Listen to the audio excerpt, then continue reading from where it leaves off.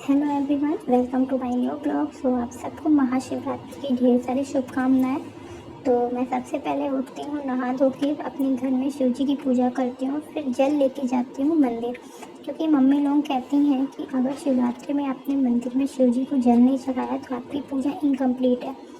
Then इसके बाद हम मंदिर आते हैं, इतनी भीड़ होती है और साथ में मेरे ये डमरू भी आ जाता है। फिर मैंने कहा ठीक है, तू भी दर्शन कर ले। फिर इसके बाद हम मंदिर के अंदर जाते हैं, कैसे भी करके हमें मौका मिलता है।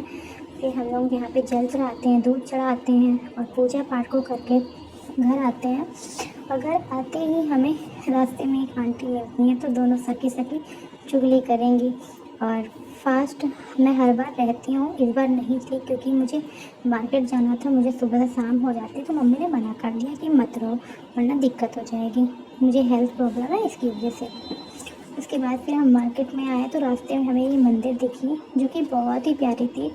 तो यहाँ पे हम लोग आ गए थे और ये हमारे नवग्रह मंदिर बहुत से लोग जानते होंगे। तो नवग्रह मंदिर के जस्ट बगल में ही है। कौन कौन यहाँ पे गया है वो कमेंट ज़रूर करना। मैं तो फर्स्ट टाइम आई थी, मेरे को सच में इतना अच्छा लगा ना, इतना सुकून सा लगा कि मैंने ऐसी मंदिर तो नहीं देखी। क्या सजावट थी यहाँ पे, क्या वाइब था यहाँ पे।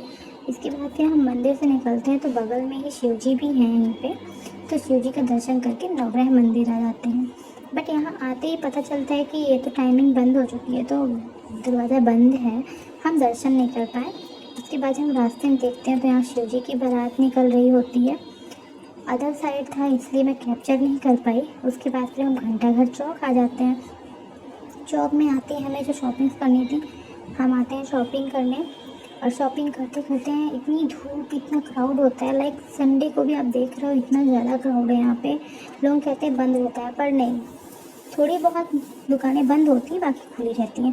फिर हम यहाँ से शॉपिंग करके निकलते हैं और करीब 4 या 5 बज रहे थे। हमें बहुत भूख लगी, हम मॉर्निंग से कुछ भी नहीं खाए थे। उसके बाद फिर हम बाबा डोसा आते हैं। ये हमारे प्रयागराज का सबसे फेमस शॉप है, तो कौन कौन यहाँ विज़िट कर चुका है वो ज़रूर कमेंट करना। एंड डोसा खाने के बाद हम बिग बाज़ार आ जाते हैं, जो कि अब स्मार्ट बाज़ार हो गया है।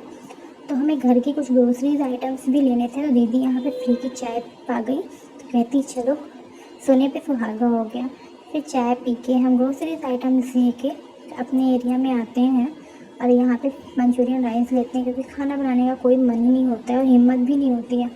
तो यहाँ से हम मंचूरियन राइस लेके पैक करा के चलते हैं। रास्ते में हमें भंडारा मिलता है, भंडारे को चेक करते हुए अपना ब्लॉग यहीं ख़त्म करती हूँ। आपको ब्लॉग कैसा लगा कमेंट करना। बाय।